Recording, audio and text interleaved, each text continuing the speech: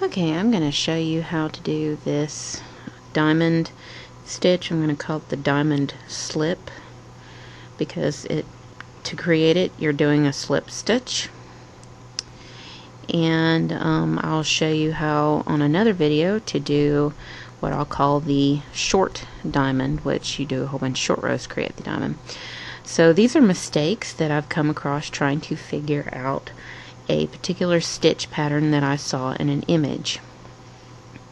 I'll eventually get that figured out, but in the meantime I'll keep sharing these mistakes with you. And this is actually one of the easier ones compared to the other one, which is the diamond short. This one's actually really easy, so I'm going to show you how to do it. I did a rib stitch for my vase for a hat, and then I did 2 rows of purl to get started. And so I'll show you the first row of purl, and then I'll show you how to start working on this spacing here. So what you want to do is you just want to purl all your stitches. I'm going to be showing you this in the round.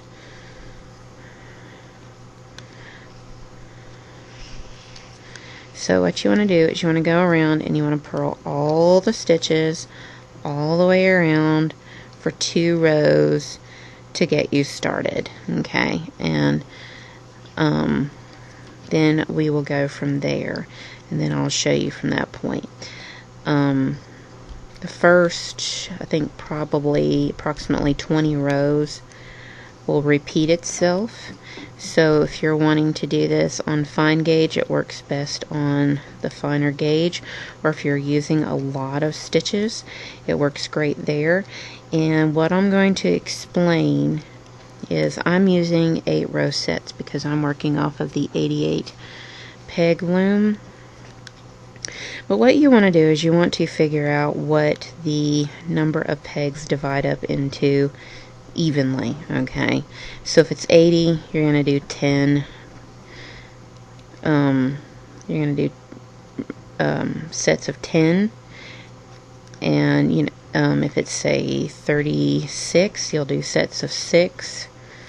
It's whatever ends up doing it evenly. Okay. The more pegs in there, the better. Okay. It makes it where creating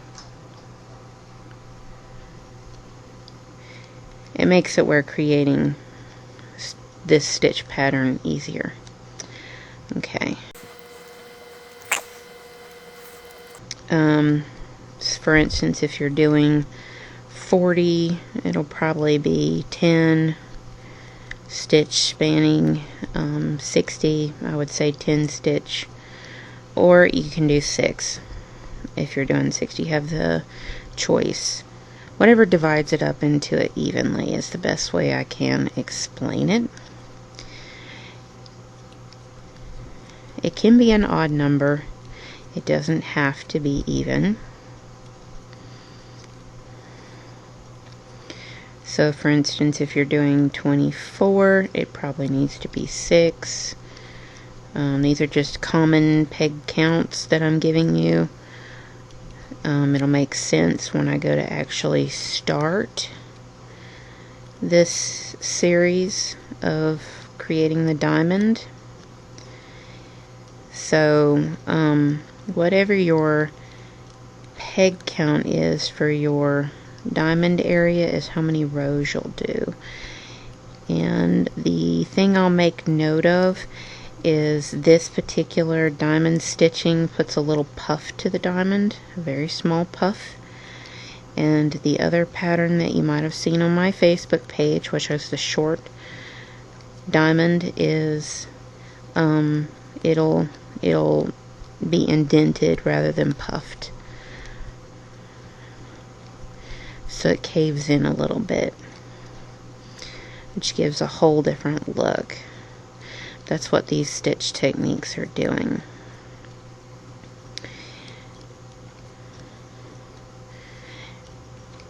But what you're going to be doing, you're going to be doing a slip or skip, is what I'd call it. And it's really easy. This is actually easier than the short diamond.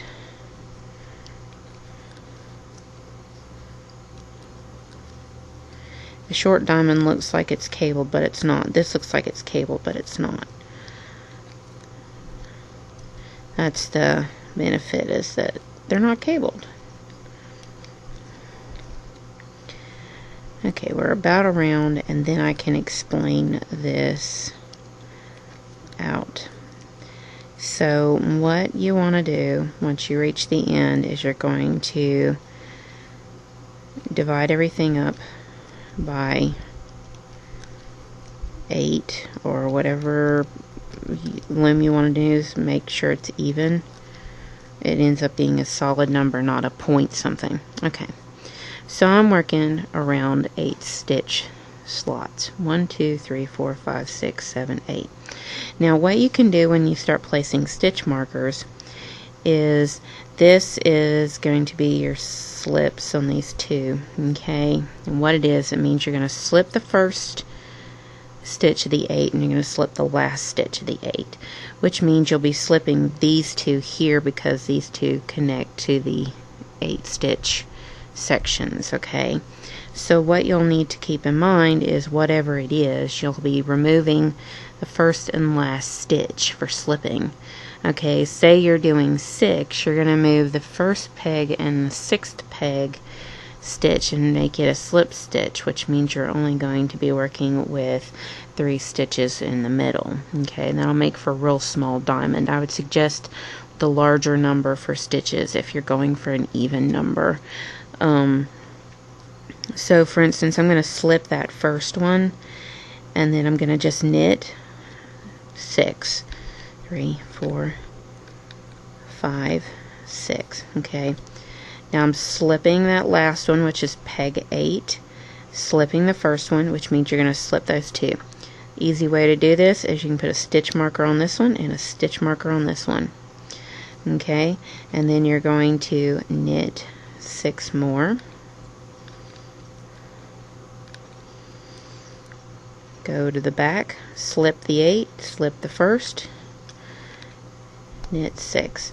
And that's what you want to keep in mind. Whatever your set is, you want to slip the first and the last one. So there's 1, 2, 3, 4, 5, 6. Slip the 8th, slip the first, knit 6. And you're going to do this all the way around, where you knit 6, slip 2, knit 6. Okay, so that kind of gives you a guide, and I'll give you a link below so you can buy the pattern to understand how to translate this into different looms. I've gotten to a point where I want to be able to provide formulas so that if you don't have the loom I use per se, you can do some math and work up how to do it on another loom that you may have possession of. Which my any loom, any hat, any time is really great for teaching really basic hat patterns using my formulas on any loom. So all the basic hat patterns on any loom, it's a really good one to work from because I go to it all the time when working up these hats.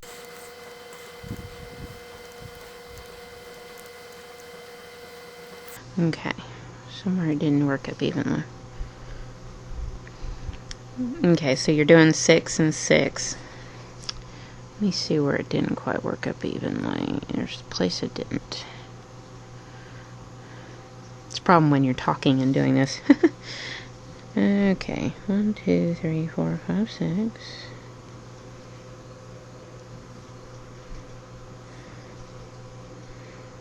Looks like I messed up at the very beginning. Go figure. If you mess up, you pull this one out and toss it over, and then just pull that out and move to the back. 1, 2, 3, 4, 5, 6. Zip 2, 3, 4, 5. you pull that slip over like this. If you mess up, it's really easy to fix. Toss over and then bring this knit loop back. So if you mess up, it's really easy to fix. So I'm getting this out of the way. So 1, 2, 3, 4, 5, and move that one over to toss the bottom loop over, and then make that a slip right there, and then move that from behind. Okay, 1, 2, 3, 4, 5, 6. As I said, real easy fix. 4, 5, and 6.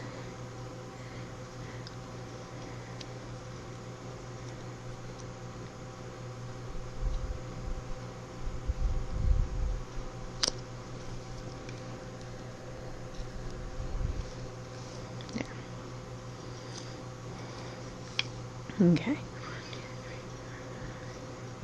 And yeah, I don't tend to use stitch markers, mostly because once you get going, you see where the slip is while you're working. But, you know, if you're a stitch marker person, which there's nothing wrong with that, go for the stitch markers. You'll have 2 sets.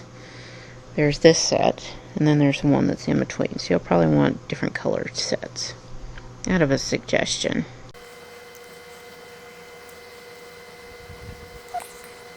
Almost got this.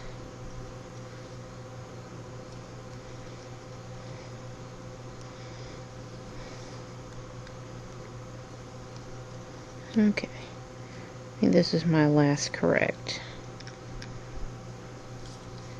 So you get to see a correction. And you'll find it's not difficult.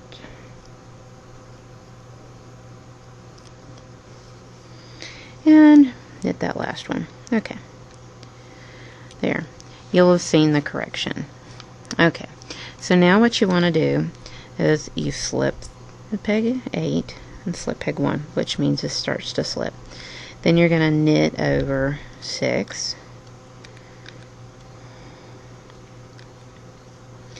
Slip behind the 2.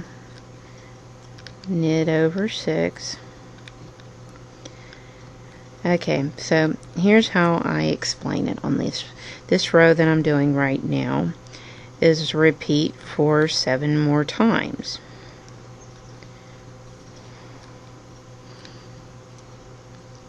Okay, so however many pegs you're using is however many rows you're going to do like this. Okay, so I'm starting on the second row like this, where I'm knitting 6 and skipping 2 or slipping 2.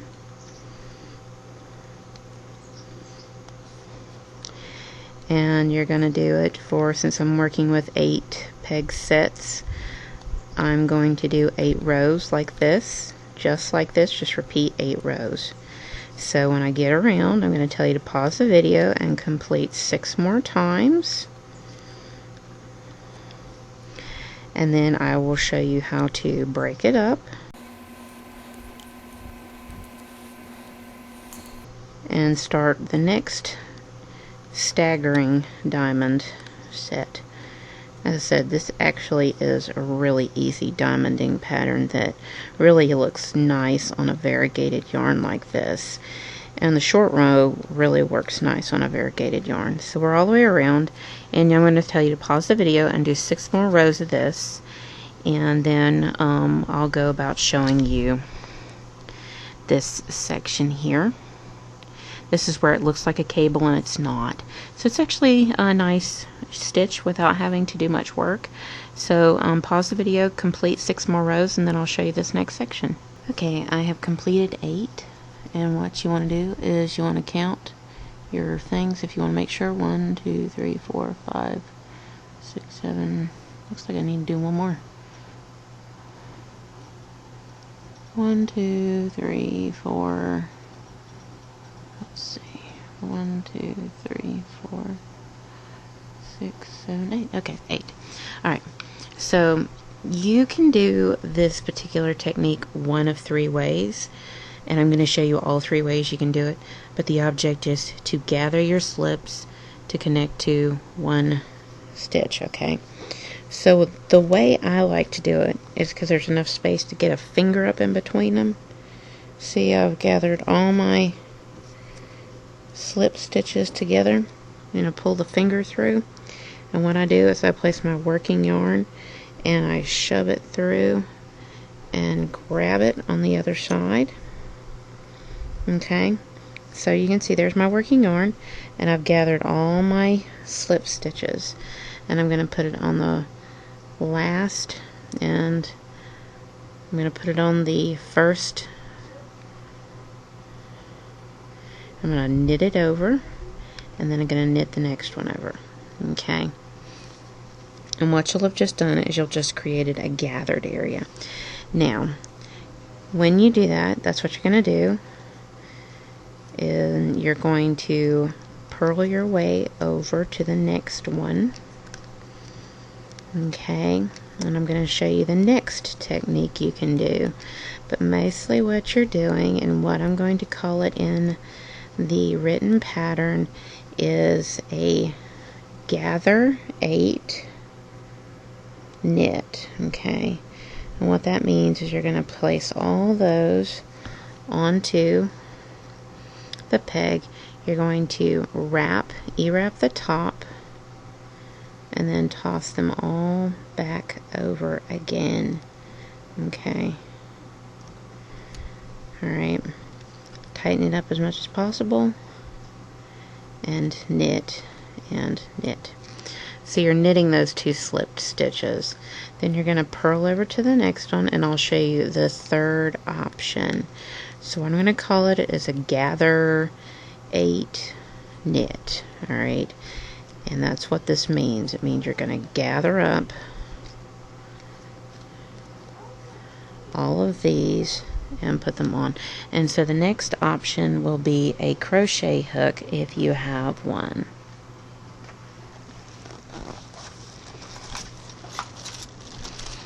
Okay, so whatever hook can go in and grab your working yarn. The other option is to stick it all the way through, all 8, grab it, pull through, put on the peg, and that'll also grab 8 and knit. Okay, and then knit. Alright, and then you're going to purl over to the next. So it's up to you what you like best. They all take about the same amount of time to do.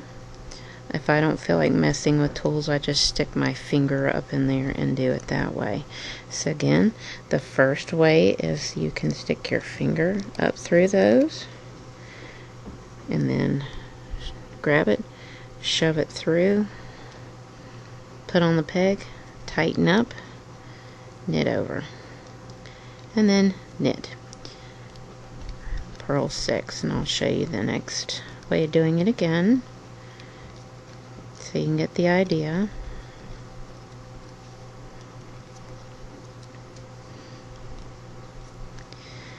And that is to gather all 8, put them over the peg, e-wrap it, toss them all back over,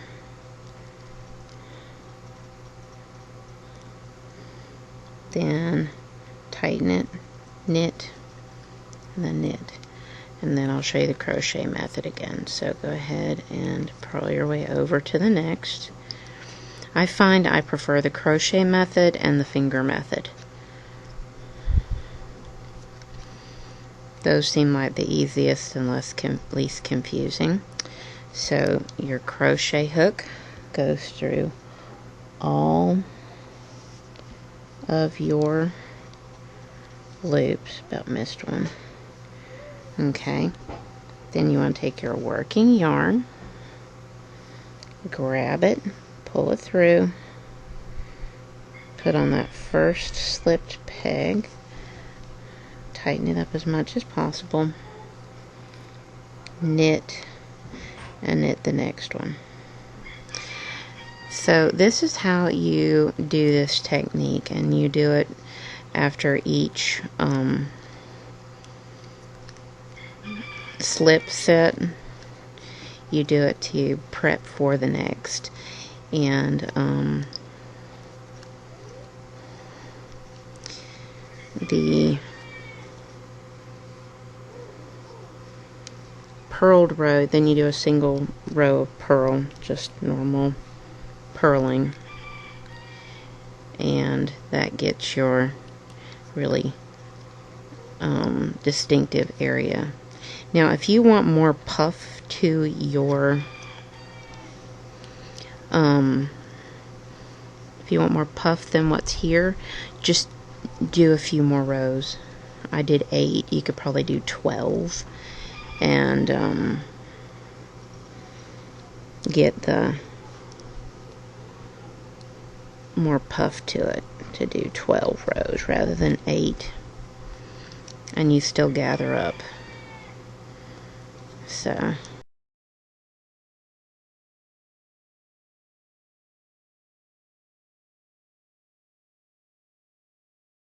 and if you're wondering the color I'm using one of the landscape colors in Lions brand. I find that across the board my favorite yarn brand would have to be Lions brand. It consistently doesn't have me disappointed. It's really, I prefer it. Even when it comes to the cakes, I prefer the mandala over all of them.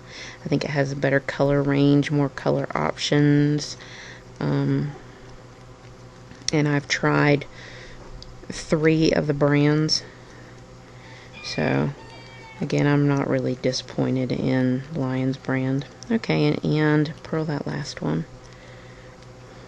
Okay, and at this point you're going to purl all the way around, and then I will show you the setup for the next section of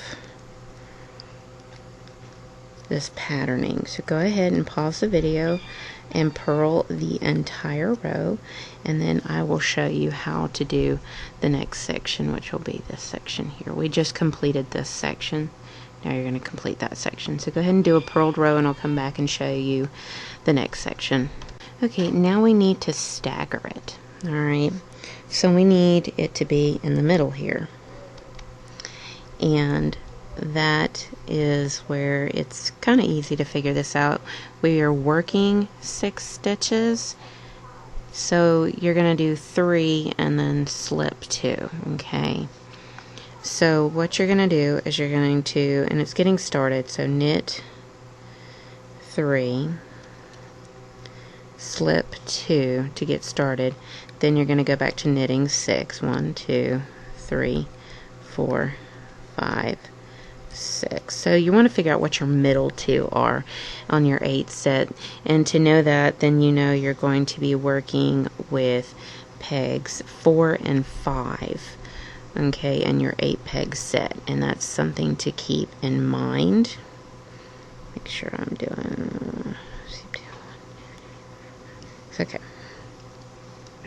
and that's something to keep in mind. You want to figure out what your middle 2 pegs are. And then when you do that, then it's pretty easy to figure out that those are going to be the 2 you slip.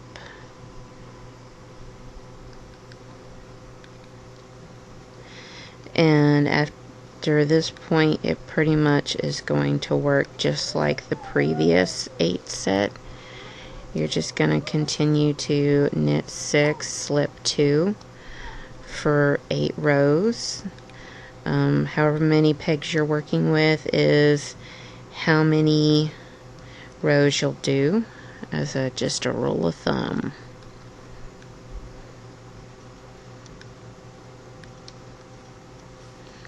So what I'll suggest is that you pause the video and complete 8 rows of this set here,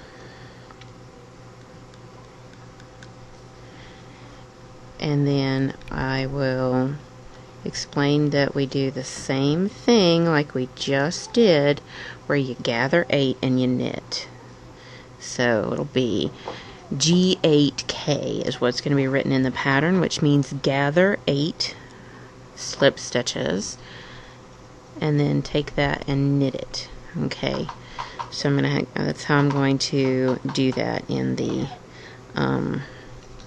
write-up so that it makes sense.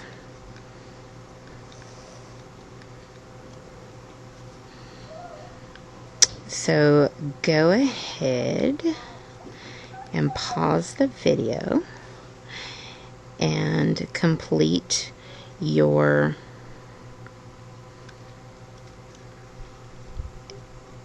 eight rows. So here we are. So we finished knit 3, slip. Alright, so it's mostly the transition between to where it's staggering is your fun part there on trying to figure that out. But as you can see, here is the stitch work here. So go ahead and pause the video, do that round 7 more times, and then I'll show you the gather, and then you do a knit row, and then you're going to start from after, you go back to the beginning of the video and start from after the 2 purled rows. Okay, so I'm going to get you up to that point. So go ahead and pause the video, complete 7 more rows of this slip pattern on this section, and then we'll move on from there.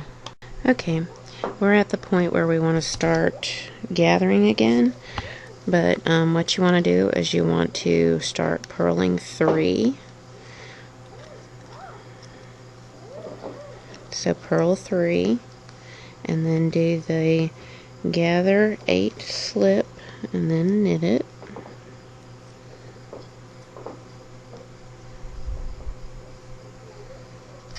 Okay. Gather 8 slip, and knit it, and knit.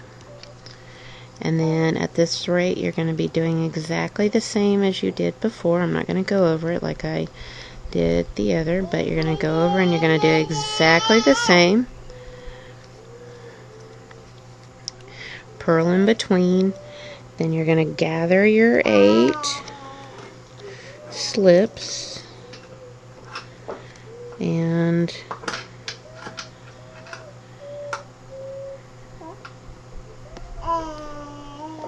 knit and knit. So go ahead and pause the video and finish this row, and then do a single row of purl. When you do the single row of purl, that puts you right back to the beginning of the video pretty much.